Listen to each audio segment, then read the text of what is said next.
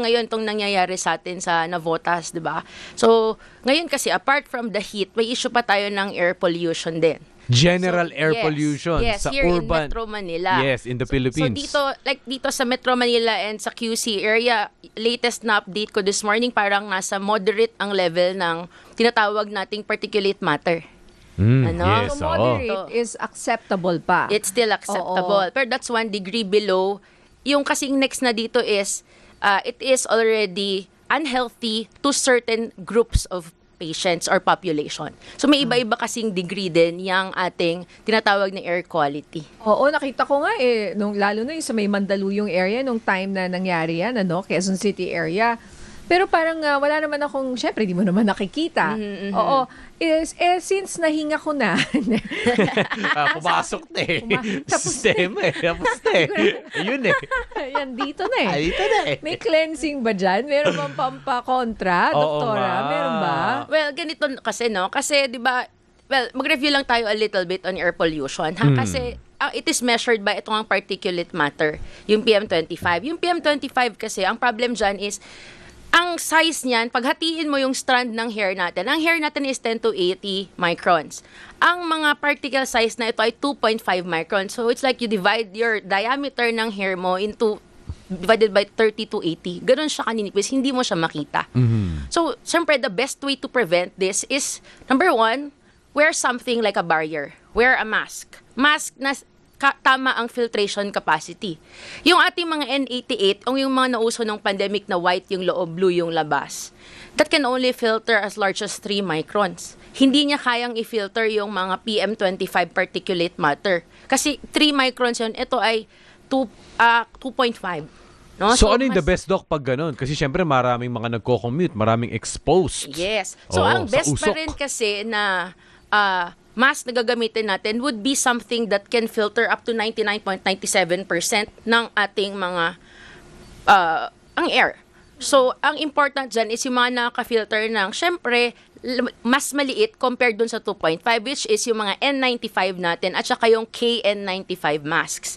Itong mga masks na to, Mas gusto ko yung KN95. Ano pinagkaiba nun? Kasi, N tsaka KN. Ewan ko, mas manipis siya. Hindi siya kasing hirap isuot kaysa sa Yung- N95. Yung KN mas manipis. Para, well, ito ang mga KN95. Sure, may baon Okay, ako, so may may gamit din ako. baon, oo. So, KN95 usually white siya, tapos meron siyang mga parang ear, tawag dito, parang ear na elastics. Okay, Pero yeah. pag N95, usually these are medical grade masks. Yung mga ginagamit namin sa ospital, syempre, nung panahon ng COVID. Yun nilalagay na sa likod Yes, yung yung kumbaga, sobrang matitigas na hindi sa mask tenga. na may rubber na talagang tight fitting. Okay, But okay. wearing one is important, but knowing that it is actually working is another. Kasi syempre, important na dapat alam mong tama yung fit ng mask mo. Kasi kahit yung kasing N88, yes, nakaka-filter siya. Pero ang problem kasi with an N88 mask, masyadong madaming loose-footan. Kumbaga, maluwang lang kasi, so loose yung fit niya. So you have to do a fit test for that. Kailangan i-seal mo ng mabuti. Kaya nga meron tayong mga bar dito sa ating masks para ihulma mo yan sa ilong mo. Tapos malalaman mong tama yung pagkagamit mo, kung halimbawa nag-inhale ka, tapos nakita mo, lumulubog actually yung mask. Kaya napapansin nyo pag nakamask tayo, di ba, parang pag nag-inhale ka, parang may vacuum effect. Yun yung tama. Ibig sabihin, working yung mask mo kasi talagang nakaka-filter siya. Pero kung halimbawa nag-inhale ka, pero napansin mo May parang wala nakakapasok. masyadong movement or hindi nagva-vacuum yung effect ng inhalation mo, meaning may leak somewhere, hindi rin siya as effective. So dapat talaga tiis, no? Kailangan Yes. talaga, especially sa mga commuters, sa mga exposed sa pollution, kailangan talagang masanay. Oo. O pagdating dito. Kasi marami naman na nagko-commute ngayon, hindi naman na din nagmamask eh. Yes. Yung Yes. iba nakikita ko naka-mask, pero parang mali yung pagkasuot ng mask. Yes. Oo. Pero hindi mo rin masisisi kasi ako, as much as possible, ayoko mag-mask. Kasi parang Yes. hindi ako makahinga Yun. sa init ng panahon. I mean, ba't ko pa dodoblehin yung aking paghihirap, oo. hindi ba? Hindi komportable. Pero yung iba tiis-tiis, siguro, ewan ko, Doc, anong advice nyo pag ganyan? And then baka yung iba, may feeling na baka hindi sila makahinga or hindi maginhawa yung feeling. Like, di ba parang feeling ko walang oxygen ako na breathe. Yes, yung iba kasi feeling nila pag yung iba nasa baba pa nga yung mask. Eh. Yeah, actually. Oo nga. nag-mask ka Correct, pa. correct. Oo. But anyway, kasi hindi naman kasi bumababa yung oxygen level natin habang nakamask tayo. No? So, minsan parang yung sensation lang na feeling mo may nakaharang sa mukha mo, kaya feeling mo nahirapan kang huminga. Pero kasi kung wala ka namang any pre-existing lung disease, at saka minsan pwede mo rin gamitin yung mga pulse oximeters to objectively say kung bumabagsak ba yung oxygen ko pag naka-wear ako ng mask. Di naman eh. Minsan kasi yung feeling lang nila na may nakaharang sa mukha nila, yun pa lang, parang feeling nila nasusuffocate sila or feeling lang nila parang hirap, pero actually, kung titignan mo overall, yung bilis ng hinga nila or oxygenation nila, wala naman nagbabago. Oh, back to KN95, yan dala mo. Meron yan sa mga drugstore, nakikita ko Yes. is available. And bakit mas okay siya? And gaano ka-tiny yung particle na kaya niya? Yung KN95, ito yung mas manipis sa N95. Yes. So, ang KN95 kasi or the N95 masks can filter up to around mga 0.3 microns. Ito ay Pareho sila? sobrang, para lang may idea kayo, ang TB na bacteria, ang measurement niya around 0.5 microns. So, it's effective as filtrating your, mga bacteria, viruses, pati yung COVID natin na virus. So, kaya niyang i-filter yung 0.3 na size ng ating microns, tinatawag. So, syempre, kung mas maliit yung kaya niyang i-filter, mas less yung malalanghap mo. So, ang mga ganitong masks, especially if tama ang fit, yan gaya sabi ko kanina, it can filter up to 99.97% efficiency kung tama ang paggamit natin. So, Doc, ngayon na karaniwan tayong exposed sa pollution, sa ganitong klaseng air quality, ano ang mga long-term effects? Siyempre, actually may short and long-term effects, 'di ba? Pag short-term effects, siyempre, yan yung pagsumpong ng asthma o ng allergic rhinitis, pero kapag long-term effects, siyempre ang pollution can be associated with a lot of things. One is pwede kang magkaroon ng tinatawag na yung mga pasyente namin, COPD patients. Kasi pag lagi kang exposed sa particulate matter, especially sa mga PM 2.5 and lower, kasi yung iba dyan, yung mga 0.1, yan kahit dito hindi yan kaya. Tumatagos na yan, diretso yan sa bloodstream.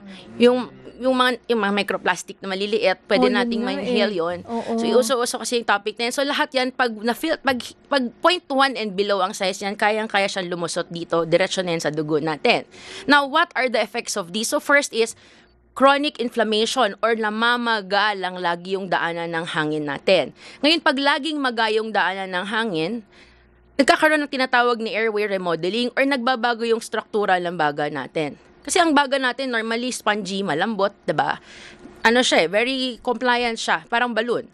Pero kapag limbawa exposed ka lagi sa pamamaga ng daanan ng hangin because of pollution, because not just pollution, smoking in general too. Paninigarilyo, secondhand smoke, yung mga fumes ng sasakyan, ganyan, or indoor smoke, stove, panggatong, etc. Lahat yan, nagiging factor yan para sa airway remodeling. Paano nangyayari ang airway remodeling? Nagkakaroon ng pamamaga ng daanan ng hangin, pangangapal nung lining nung daanan ng hangin natin. At pag hindi yun ma-reverse at some point, magkakaroon, kasi ang pagkakaplema ay isang sign ng pamamaga din ng hangin. So, pwede kang magkaroon ng tinatawag na COPD. Ang sintomas niyan usually, syempre, nagkakaroon ng pag-uubo, may pagpipito din minsan, may pamamaga ng hangin at yun nga hindi mawala, walang ubo at pagpiplema. Oo, COPD. So hindi lang siya sa Pero smoking, hindi siya sa sinusitis. No, hindi siya iba. It's a different. Advanced na yan eh. Advanced ang COPD Ang COPD is slowly progressing pulmonary disease. So hindi siya reversible actually. Curious ako, sa mga bata ba? Meron ba mga cases kayong binabantayan sa mga bata? Especially kung sila ay exposed sa pollution, sa fume, secondhand smoke? Yung iba, well, ito ay mas pediatric na linya, no? Pero yung ibang bata, syempre, delays sa growth or development. Yung iba naman, delays sa cognitive development. Yung mga bata sa sinapupunan, pwedeng magkaroon din ng mga developmental delays. May mga ganong studies ngayon. Although, hindi pa clearly, syempre, directed to that, or hindi pa sila clearly, yun yung mablame, pero may mga certain studies na nagsabing pwedeng may ganon ang mangyari pag may chronic exposure tayo. Another thing is, syempre, lung cancer is also one. Yes, yes. So, madalas sasabihin ng mga pasyente, Dok, hindi naman ako naninigarilyo, or Dok, wala namang kasamang naninigarilyo sa bahay, ba't ako nagka-lung cancer? So, minsan hindi lang kasi paninigarilyo ang pwedeng factor, but yan nga, exposure to, especially yung mga tinatawag nating fluorocarbons or hydrocarbons. Pag yan naarawan, Ano yun? Yun? yan ay ang mga fumes no ng sasakyan or mga fumes ng mga factories, ganyan. Minsan kasi, nagkakaroon sila ng different reaction when they get exposed to sunlight. Or pwede ka mag-form ng ozone, pwede ka rin mag-form ng mga hydrocarbons. Ito ay nanggagaling naman sa mga volatile substances or yung mga flammable substances na nare-release sa atmosphere natin. Opo. Like sa plastics or sa burning Opo. materials. Doc, may tanong po. Ngayon- Oo. Hindi, sorry, Go ahead. Migs. Yan yung sinasabi ko kanina, pag nainitan yung water bottle mo, tapos manipis Oo. yung water, di ba? Yes. Baka pasok Pwede yan. mangyari yan. Opo, oo. So, kasi these are things that are not seen by the naked eye. So, hindi natin alam, nandiyan na pala yung kalaban natin. Correct. Doc, may tanong po dito si Yes. Tita Nona Damian. Hindi naman ako hinihingal. Ano ba ang difference ng hingal sa hapo? Or Hingal pag nahahapo? Oo. Ang, Or pag hapo ka na ba, yun na ba yung condition? Parang hapong-hapo na ako? Or kapag hingal, parang hinihingal lang ako? Parang ganon. hingal at hapo can be interchanged. So, parang pareho lang naman silang, well, Tagalog term kasi siya, pero para siyang, both are considered as difficulty in breathing. Yung hingal kasi, or yung hapo, parang general term siya. For example, may ginawa ka or na-expose ka to something and then biglang bumilis yung hinga mo or biglang na-feel mo yung sense na parang nagiging mas may effort yung paghinga mo, for example. Pero kung may difference ba yung hingal or hapo, parang More same lang. synonymous. It's synonymous or Oo. interchangeable. Correct. Pero oo. ang hingal kasi is a general term, pero hindi lang kasi siya primarily sa baga. Ganyan, maraming ibang organ systems na pag pumalya, pwede pa rin maging dahilan ng hingal. Pwedeng puso, pwedeng kidneys, mga ganun. Hindi lang baga, kumbaga. Doc, mabilis lang yung pong marami ako ngayong mga nababalitaan na dumadami ba ang kaso ng may TB at pulmonya sa Correct. mga panahon ngayon? Dahil may mga kakilala tayo, nagka-TB, nagka-pulmonya. And hindi mo alam. Minsan parang may walking TB raw na hindi halata, wala kang sintomas. Actually, kasi if in relation sa topic natin na smoking and pollution, sometimes these substances can also decrease yung immunity ng katawan natin. So pag sinira ng pollution, yung normal na defensive mechanisms ng lungs natin, it will really make you prone to infections. Not just viral infections, pwedeng pneumonia, pwedeng TB. So yes, actually TB and pneumonia are causes ng top causes of morbidity in our country. So parang it's been there, 3, 4, lagi sila lang nasa top 5 mostly. So kung dumadami, actually, lagi namang may cases ng pneumonia, hindi siya nawawala talaga because these are, number 1, highly contagious. Pag naubuhan ka or nahawakan mo yung phlegm, naihawak mo sa mukha mo or nabugahan ka ng isang pasyente, pwede ka talagang mahawa from there. Especially kung hindi ka mahilig gumamit ng mask. Kaya nga ang mask is very important, not just from protecting us from pollution, but also from protecting us from itong mga infections para makaiwas din sa pagkakahawa. And then yung Alright. iba natatakot sa mga taong, let's say, nagka-TB or may TB and then gumagamot. Baka may myth po tayo dyan na kailangan natin i-clear kasi ang pagkakaalam ko, once na nag-antibiotic na yung tao, mas less yung bacterial load ba yan, Doc? And less na nakakahawa. Oo, ganito no. Siyempre, ang daming kasi yung TB before parang naging stigma yan dito sa Pilipinas. Pero kasi TB... Sikreto mo pa yan Oo. Kasi dito sa Pilipinas, endemic ang TB.